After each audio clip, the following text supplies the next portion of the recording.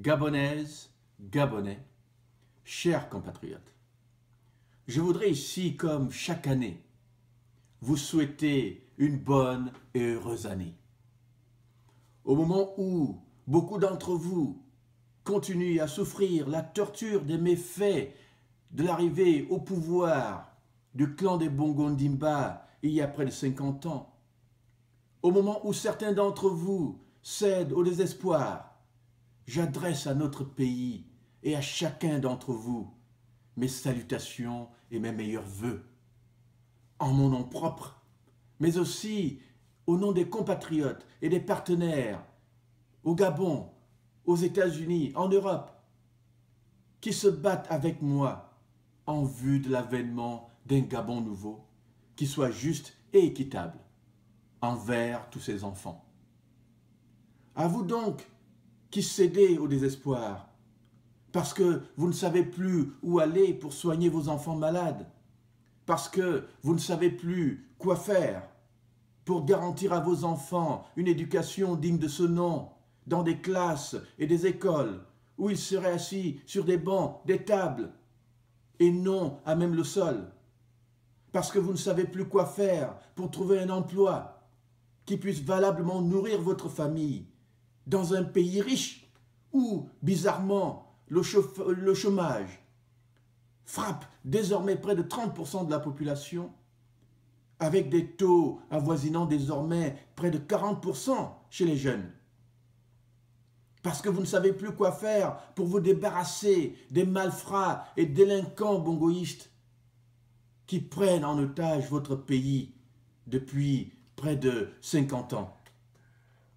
À vous, je voudrais dire ma compassion, ma solidarité et surtout ma détermination à poursuivre avec vous le combat pour un Gabon nouveau débarrassé des Bongo Ndimba et de leurs acolytes. Oui, à vous qui souffrez dans votre âme et dans votre être à cause des méfaits d'une seule famille, d'un seul clan, je dis mes encouragements à ne pas perdre espoir, à continuer le combat, car quelle que soit la durée de la nuit, le soleil finit toujours par se lever. Toutes les choses ont une fin et le régime des Bongo Ndimba n'échappera pas à l'inéluctabilité de cette vérité. Et cette vérité commence par le constat d'incompétence qui frappe les Bongo Ndimba et leur régime depuis près de 50 ans. Une incompétence qu'Ali Bongo vient encore une fois de vomir comme chaque année à la télévision, à vous raconter des bobards sur ces fameuses réalisations fantômes dans ce qu'il convient aujourd'hui d'appeler sa fameuse République des maquettes. En 6 ans de pouvoir, c'est toujours du vent, des sornettes, du pipeau qu'il vient vous vendre, comme un magicien raté essayant de vous convaincre d'un talent qui n'a jamais existé.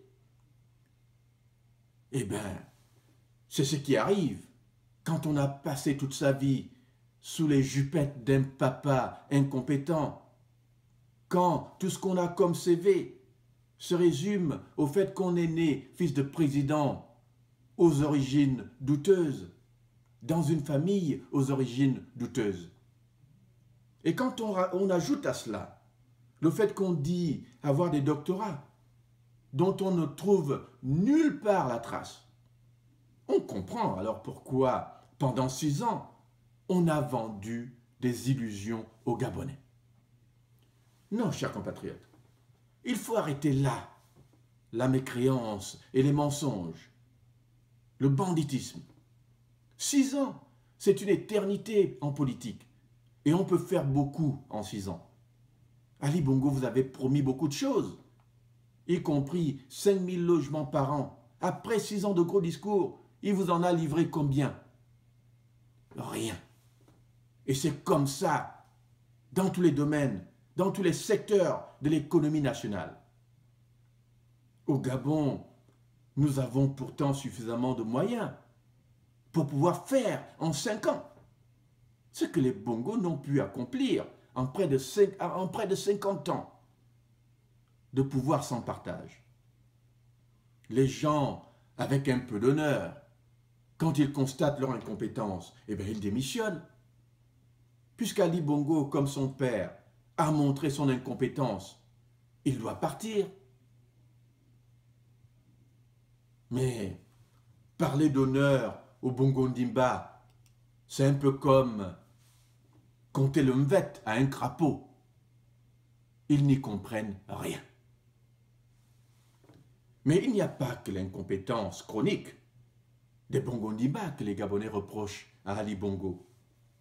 Ali Bongo doit également partir parce qu'il a péché contre le Gabon, parce qu'il a commis des crimes impardonnables contre la République, dont le crime de faux et usage de faux, qui lui a permis de se hisser frauduleusement à la magistrature suprême du Gabon en 2009. Chers compatriotes, on ne peut pas comme ça balayer ce crime d'un revers de la main et demander aux Gabonais d'aller à des dialogues inclusifs ou de participer à des élections perdues d'avance sans que ce crime contre la République n'ait été élucidé. On va dialoguer avec qui? Un faussaire? On va aller à des élections avec qui? Un président faussaire? Ah car, mes compatriotes, vous aussi, on va continuer à vous tromper combien de fois encore pour que vous vous rendiez compte de la supercherie organisée contre vous par les bongoïstes de tous les bords qui veulent vous y conduire une fois de plus. Avant de parler de dialogue inclusif ou d'élection, il me semble à moi qu'il y a au préalable des questions épineuses qui doivent concerner les Gabonais aujourd'hui et sur lesquelles tous les Gabonais se doivent de concentrer leur attention. Et ce, avant tout nouveau dialogue, avant toute nouvelle élection dans notre pays. J'irai droit au but en disant que la démarche qui consiste pour notre opposition à toujours se mettre en position de quémandeuse de dialogue est dangereuse, car elle met Ali Bongo toujours en position d'arbitre. Mais enfin, si Ali Bongo dit non, on fait comment? Il faut répondre à cette question. On fait comment si Ali Bongo dit non? C'est là pour moi la véritable question à se poser. Or, c'est depuis 2009, quand même, 2009, que l'opposition demande ce dialogue. Et depuis 2009, Ali Bongo refuse. Il me semble qu'avant que de demander des dialogues, l'opposition se doit avant tout de se mettre en position de force. On ne négocie pas quand on est en position de faiblesse. L'opposition doit se mettre en position de force. Non pas pour quémander le dialogue, mais pour imposer ce dialogue, selon les termes qui sont propres à ces revendications. Mais ce n'est pas dans un salon de velours qu'on impose le dialogue à un dictateur. On le lui impose dans la rue. Depuis un moment, hélas, on entend des gens parler de dialogue inclusif, demander le dialogue inclusif. Un peu comme hier, on a demandé la conférence nationale, mais sans expliquer aux Gabonais ce qu'ils ont véritablement à gagner de cette énième tentative d'engager le régime dans des pourparlers sans lendemain. Et comme hier, Ali Bongo a encore dit non.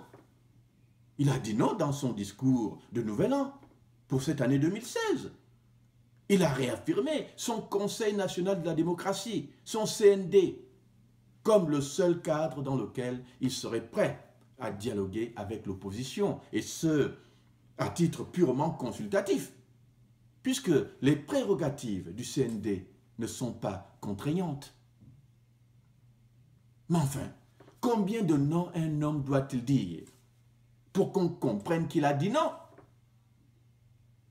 Et cet homme que l'on continue à interpeller, n'est-il plus le président parjure, le président faussaire, dont la situation administrative relative à son acte de naissance truandé reste entière.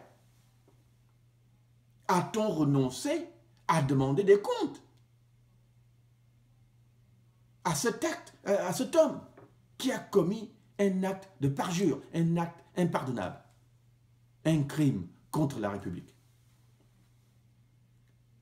S'agissant justement de la notion de dialogue inclusif elle-même, je voudrais bien que quelqu'un m'explique ce que la notion de dialogue inclusif veut dire. À ce que je vois, c'est une notion dangereusement vague, puisque paradoxalement, elle veut tout dire et en même temps, elle ne veut rien dire du tout. Oui, dialogue inclusif, mais de qui? Pourquoi faire?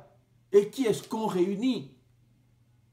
Et pour qu'un dialogue soit inclusif, il doit contenir qui? Et parler de quoi? Est-il inclusif parce que quelqu'un, quelque part, aura arbitrairement décidé que c'est tel ou tel groupe ou telle personne qui doit y participer? Est-il inclusif parce que des groupes ou des individus se sont auto-sélectionnés pour y participer? Qui décide de quoi? Qui décide des participants? Et en quoi diffère-t-il ce dialogue de ceux qui sont tenus depuis 1990 dans notre pays? Quelle est l'innovation? Qu'est-ce qu'il y a de différent? Mais il y a plus. On peut aussi se poser la question de qui l'organise ce dialogue inclusif? L'opposition ou le pouvoir? Qui le finance? Qui paie pour réunir ceux qui doivent se réunir?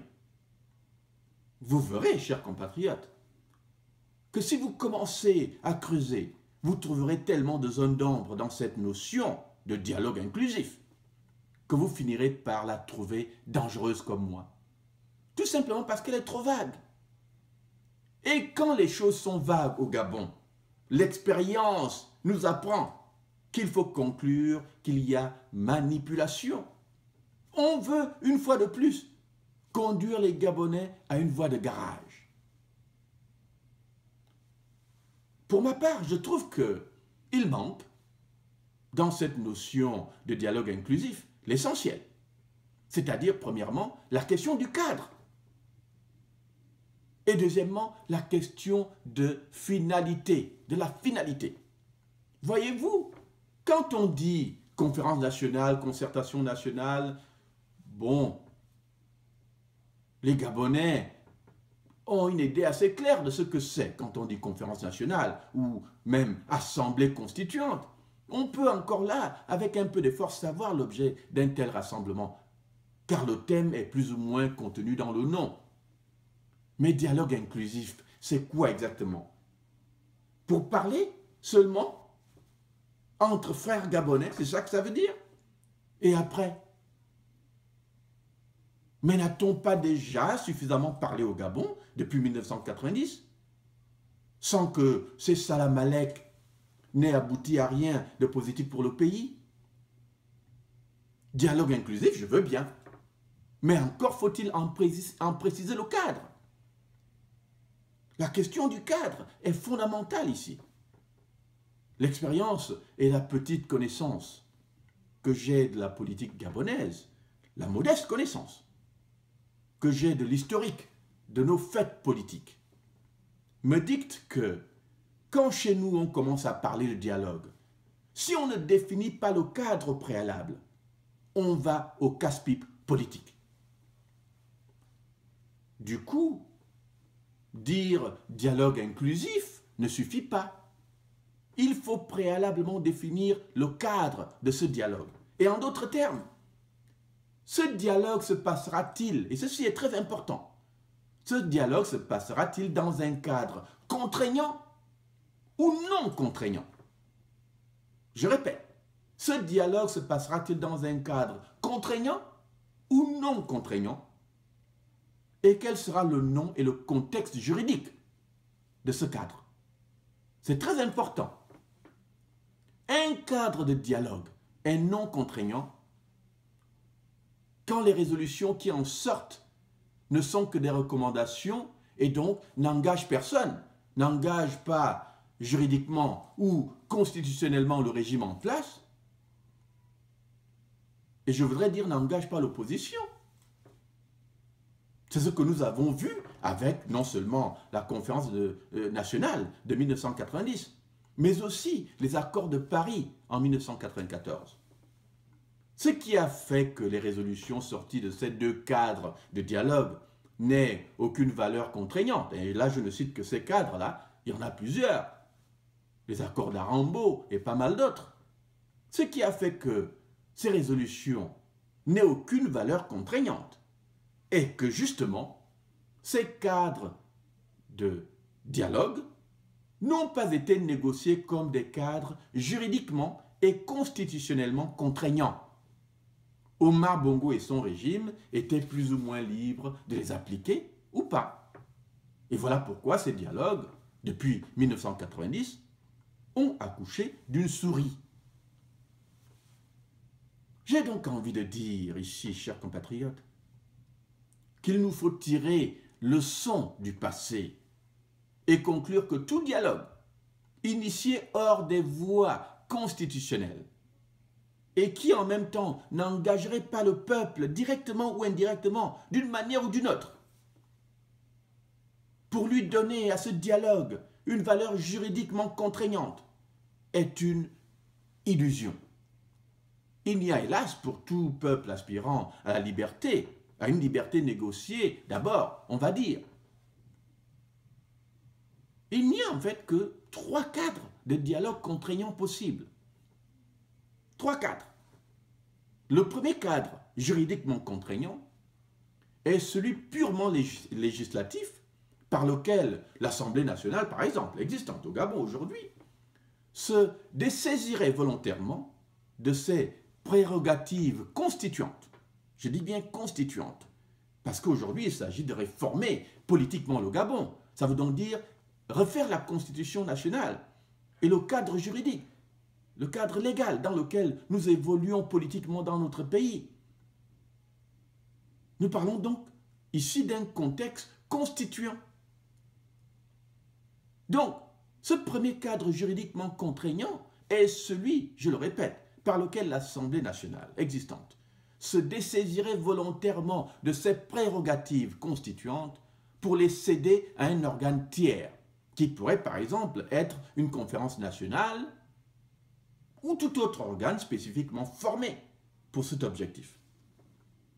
Ceci voudrait dire alors que l'Assemblée nationale voterait avant la tenue d'une telle conférence nationale ou d'une telle concertation, une loi qui l'engagerait à entériner, sans les modifier, toutes les résolutions constituantes sorties d'une telle conférence. Elle donnerait les pleins pouvoirs constituants à un tel organe, à ce moment-là.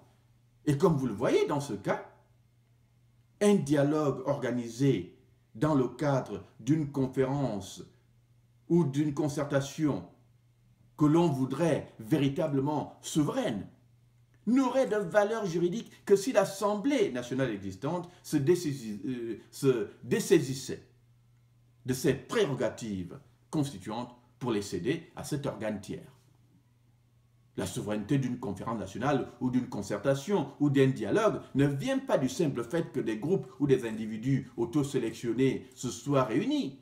Cette souveraineté, dans ce cas spécifique, ne peut venir juridiquement que du peuple, soit directement par référendum, soit indirectement par le biais de ses représentants que sont les députés.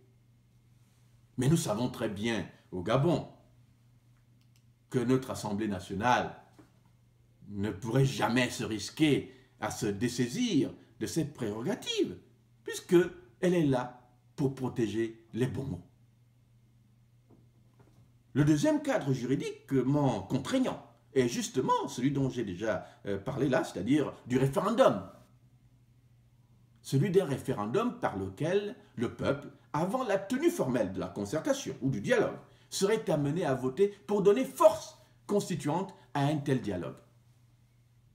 Dans ce contexte, on demanderait au peuple de donner les pleins pouvoirs constituants à un groupe d'hommes et de femmes réunis dans le cadre d'une conférence nationale ou autre, qui produirait alors des résolutions contraignantes à même d'engager toute la nation.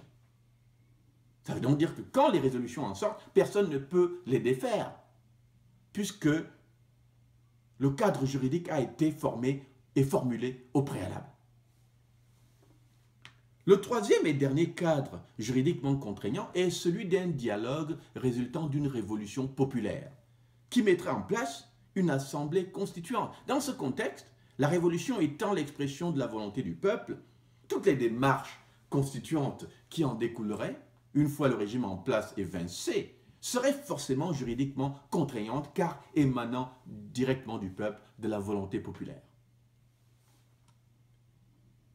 Malheureusement, pour nous au Gabon, nous savons très bien que dans le premier cas, celui d'une assemblée nationale qui donnerait force constituante à un organe tiers, eh bien cela demande la bonne volonté du régime en place ou des députés pédégistes.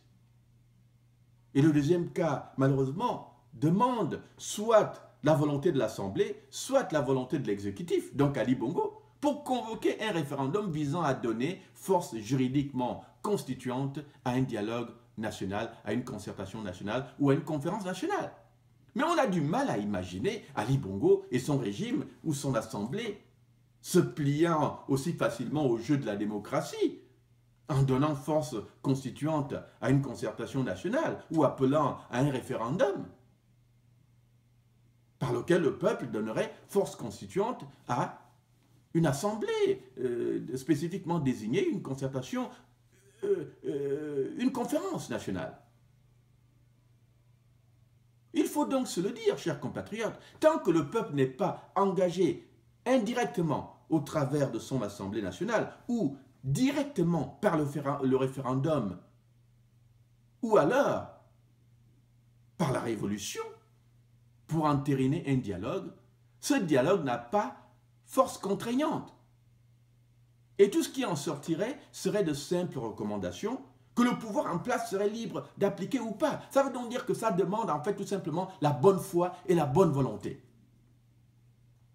Mais moi j'ai du mal à imaginer Ali Bongo avec la bonne foi nécessaire pour entériner des résolutions non contraignantes. Donc tant que la force contraignante, juridiquement contraignante, n'est pas assignée au processus avant tout dialogue, nous aboutissons automatiquement à une situation où toutes les formes de dialogue envisageables vont demander la bonne volonté d'Ali Bongo et de son régime. Mais comme nous savons que cela n'est pas possible, nous savons alors que l'autre option qui restera sera celle d'une révolution populaire en bonne et due forme. Je le répète donc, tant que la force contraignante n'est pas assignée avant tout dialogue, nous aboutissons à une situation où toutes les formes de dialogue envisageables vont demander soit la bonne volonté d'Ali Bongo et de son régime, soit une révolution populaire en bonne et due forme. Du coup, on voit que la seule manière de garantir aujourd'hui des dispositions juridiquement contraignantes à un quelconque dialogue national que ce soit, passe automatiquement, inévitablement, par le canal d'une révolution, donc la mise en place d'une assemblée constituante révolutionnaire organisée et décidée par le peuple lui-même. Ça veut donc dire on doit passer par la rue, passage obligé du changement au Gabon. S'engager donc dans un dialogue inclusif dont le cadre n'est pas défini d'avance comme contraignant est une incohérence politique, c'est une hérésie excessivement grave qui peut nuire aux aspirations des Gabonais pour une démocratie véritable. Mais, j'ajoute encore, comme je l'ai déjà dit un peu plus haut, qu'il faut aussi élucider la question de la finalité de ce fameux dialogue inclusif que d'aucuns demandent. À ce niveau, Il nous faut faire la différence entre dialogue et négociation. Le dialogue est une question presque neutre, une question de bonne volonté entre fils et filles d'un même pays qui ont la bonne foi et la bonne volonté et qui souhaitent, sans y être forcés, se parler pour avancer ensemble et faire avancer le pays ensemble.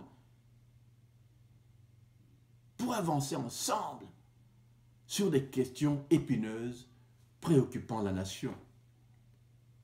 La négociation, par contre, procède d'une situation de crise qui forcerait les fils du pays à un dialogue obligé,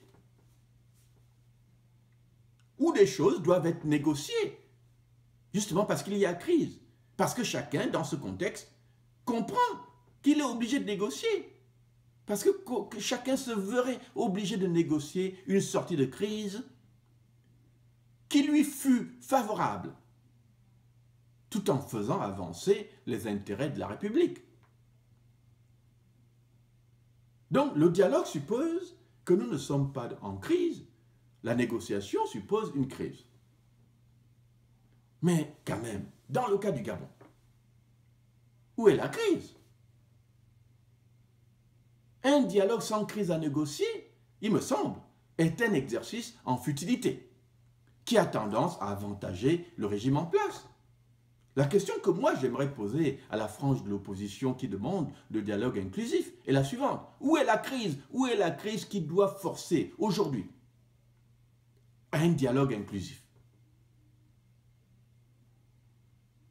Je ne vois encore personne dans la rue, là, moi. Où voit-on la crise au Gabon? La crise, c'est quelque chose de complexe. Elle ne se décrète pas dans les salons de velours. La crise se décrète dans la rue. Et c'est la rue qui force à une négociation équitable, dès lors que l'opposition se retrouverait en position de force. Pour l'opposition, donc, toute possibilité de dialogue visant à protéger les intérêts du peuple doit passer par la rue. Et c'est la rue qui mettra l'opposition en position de force pour pouvoir non plus quémander le dialogue, mais imposer la négociation. Une négociation qui, dès lors, consistera simplement à demander le départ d'Ali Bongo, le départ inconditionnel d'Ali Bongo, du pouvoir. Chers compatriotes, demander un dialogue inclusif ou parler de candidature unique pour l'élection de 2016, quand on sait très bien que la seule voie du dialogue et partant d'une élection digne de ce nom au Gabon passe par le pouvoir démocratique de la rue. Demander cela est, à mon sens, un signe de duplicité, de mensonge, de faux semblants, de manipulation. Et les Gabonais doivent rejeter non seulement toute idée de dialogue entre l'opposition et le régime, mais aussi toute idée d'élection au Gabon tant que les vrais enjeux n'auront pas été élucidés. Je dis bien tant que les vrais enjeux n'auront pas été élucidés. C'est quoi ces enjeux? Le premier est celui de la situation administrative d'Ali Bongo, que nous savons vautrer illégalement au pouvoir, alors que pour y accéder, il a fait usage de faux en introduisant un faux acte de naissance dans son dossier de candidature en 2009. Rien qu'avec ça, Ali Bongo est cuit. Même s'il amène aujourd'hui un vrai acte de naissance, cela n'annule pas le premier crime, le crime primordial. Et à cause de ce crime primordial, il est cuit. Il suffit à l'opposition de savoir comment faire de ce crime le levier même de la chute des Bongo. L'élection de 2016 ne peut donc se tenir avec Ali Bongo comme candidat, alors même que nous savons que par cet usage de faux, il a commis un crime impardonnable contre la République. Le départ inconditionnel et immédiat d'Ali Bongo du pouvoir est donc une condition obligatoire de la tenue de toute nouvelle élection présidentielle au Gabon. Et participer à une élection avec Ali Bongo comme candidat, c'est le reconnaître comme un président légitime. C'est en fait accompagner Ali Bongo et assurer sa réélection frauduleuse, puisque nous savons que le régime n'organise pas les élections pour les perdre.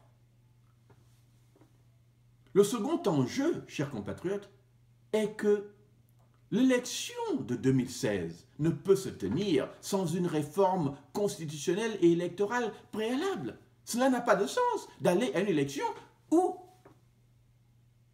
nous savons très bien que le système est déjà formaté pour faire gagner Ali Bongo. Non, chers compatriotes, débarrasser le Gabon de l'insupportable malédiction nommée Bongo Ndimba est devenu un urgent devoir national, un impératif national pour tous les Gabonais. Et 2016 est la dernière chance que le peuple gabonais a pour en finir une bonne fois pour toutes, si on ne veut pas voir Ali Bongo rester au pouvoir pendant 30 ans au moins. Mais ce ne sera pas par des dialogues inclusifs ou des candidatures uniques à une élection perdue d'avance que le peuple obtiendra sa victoire. Je le répète donc, rien de bon ne se passera au Gabon tant qu'un Bongo sera au pouvoir. Il n'y aura ni réforme constitutionnelle, ni réforme administrative au Gabon tant que les Bongos seront au pouvoir.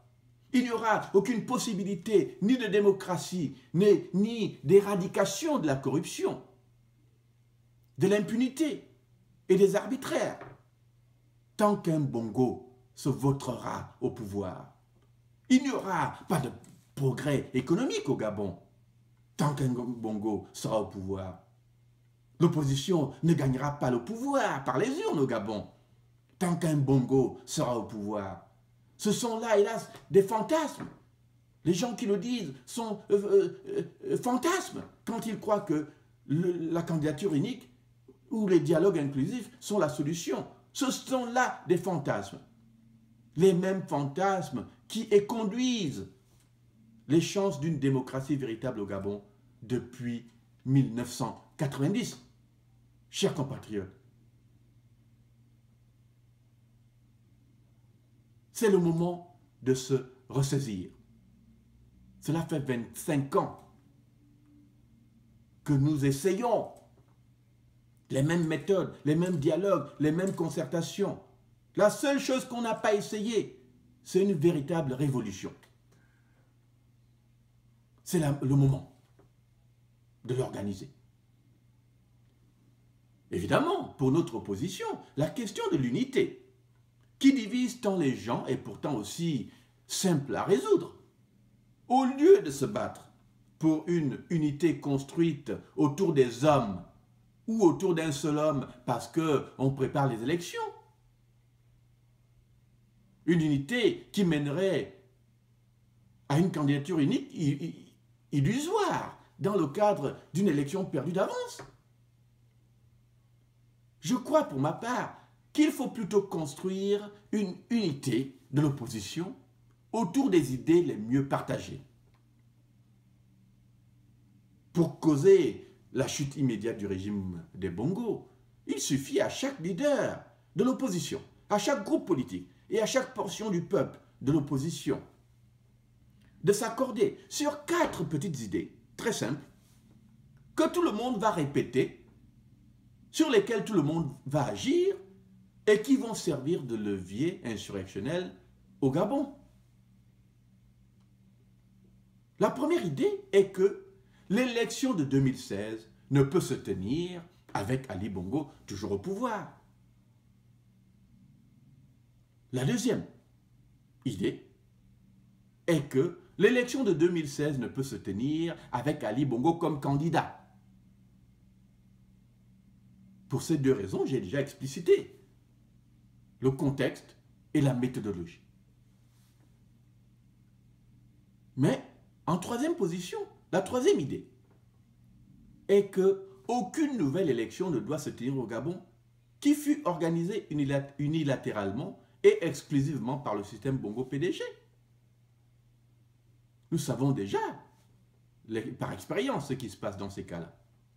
Quatrièmement, aucune nouvelle élection ne doit se tenir au Gabon sans une réforme totale et préalable du cadre institutionnel et électoral, ce qui suppose au minimum, et entre autres, évidemment, puisqu'il y a pas mal de choses qu'on peut dire ici, mais cela suppose au minimum une révision de la Constitution qui ramena le système électoral à 2 tours, celui-là même que les Bongos ont éliminé, pour gagner facilement des élections avec une majorité relative. Il faut ramener le système électoral à 2 tours.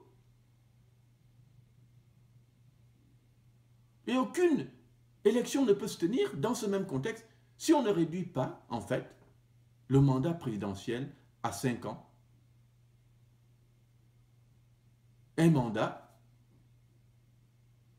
qui, encore une fois, Bongo avait rallongé après avoir justement détruit les accords qui découlaient de la conférence nationale, qui avait limité ce mandat à 5 ans. Et évidemment, il faut la limitation des mandats successifs, à 2 seulement, puisque c'était encore là les résolutions de la conférence nationale de 1990. Donc, aucune élection ne doit se tenir au Gabon. Je répète donc, en 4e position, aucune nouvelle élection ne doit se tenir au Gabon sans une réforme totale et préalable du cadre institutionnel et électoral. Ce qui suppose au minimum une révision de la Constitution qui ramena le système électoral à 2 tours, réduisit le mandat présidentiel à 5 ans et limita le nombre de mandats successifs à 2 seulement. La manière d'obtenir ces 4 choses ne consiste pas à chercher le dialogue avec le régime, mais plutôt à le rompre. C'est ça la subtilité de la démarche. On ne recherche pas le dialogue quand on est en position de faiblesse, on le cherche quand on est en position de force. Donc, la première étape, la première condition du rapport de force, c'est la rupture de dialogue. Donc, rompre le dialogue pour engager résolument le peuple sur la voie d'une insurrection qui non seulement empêchera physiquement la tenue de l'élection prévue en 2016 si Ali Bongo est candidat, mais aussi mettra en place une assemblée constituante organisée indépendamment par le peuple qui aurait pour objectif, entre autres, la destitution d'Ali Bongo Ondimba, l'évincement des institutions bongoïstes, la mise en place d'une transition politique ayant pour charge principale, suite à un référendum, l'organisation d'élections libres et crédibles et la proclamation d'une nouvelle république démocratiquement organisée sur la base d'une nouvelle constitution qui soit garante des libertés démocratiques et de la dignité du peuple gabonais. La question à se poser est alors la suivante. Cela coûte quoi à l'opposition de s'accorder sur ces 4 petites idées, des idées de réforme préélectorale qui vont en fait avantager tous les candidats potentiels et leur donner une vraie chance de gagner cette fois, par les urnes, mais dans un contexte où le vote des Gabonais aurait vraiment un sens, dans un contexte où le vote des Gabonais compte. Il faut donc que nous soyons clairs, chers compatriotes.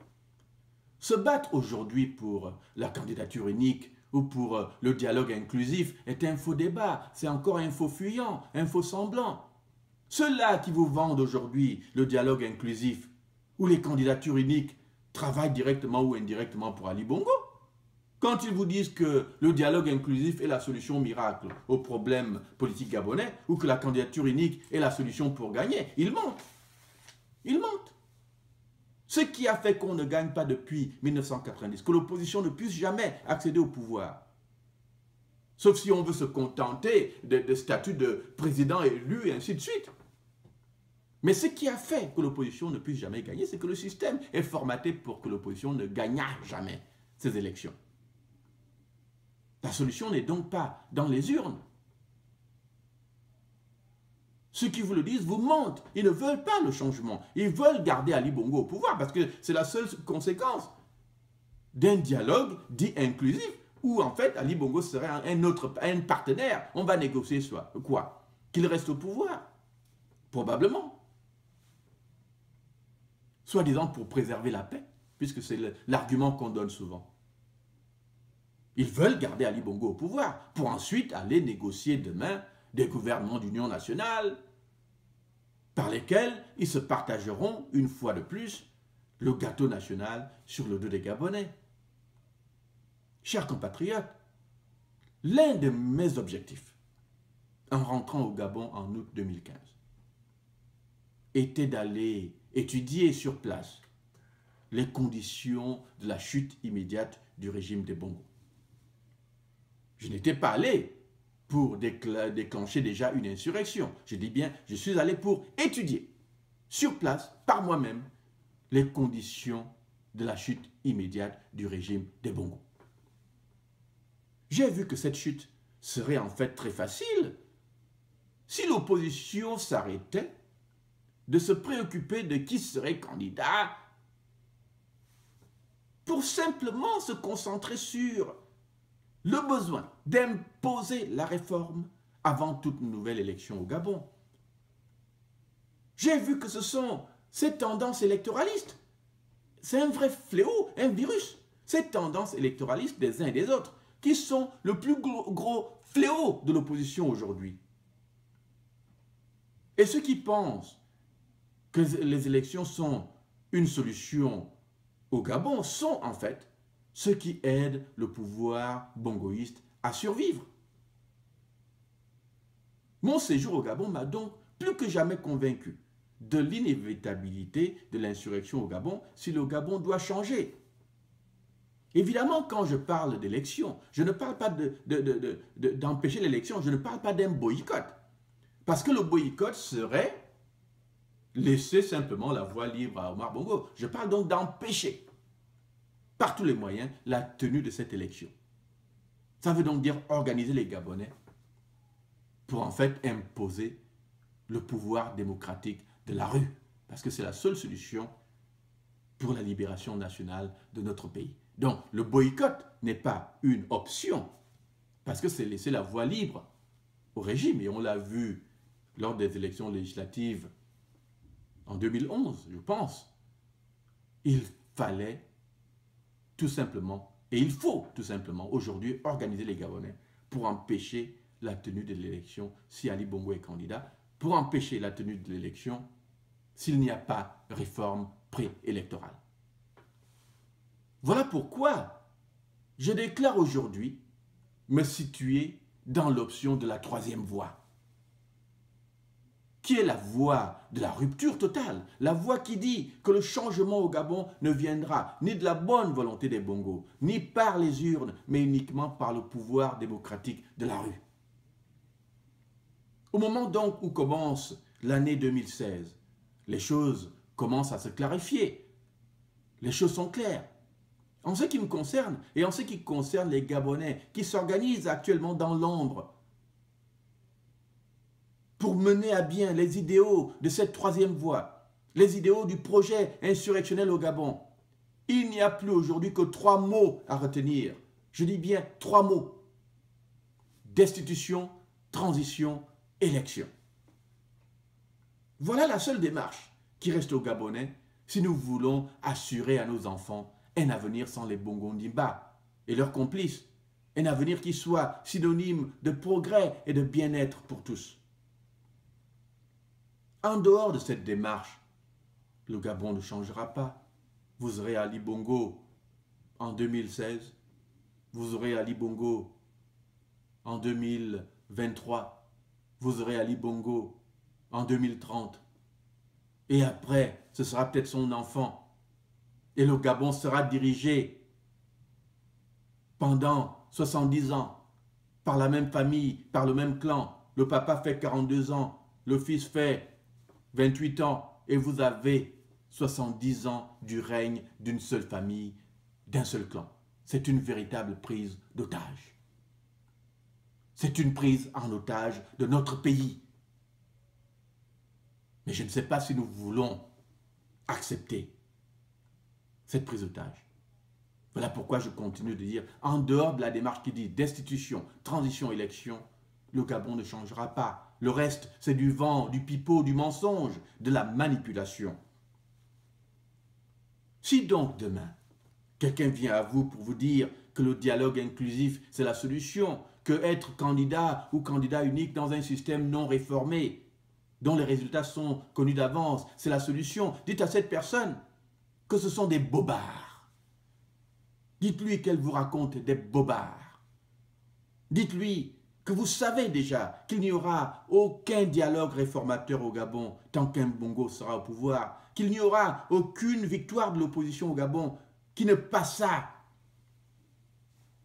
par la force démocratique de la rue, et que la seule démarche qui vaille aujourd'hui est celle qui passe par la destitution d'Ali Bongo avant toute nouvelle élection au Gabon.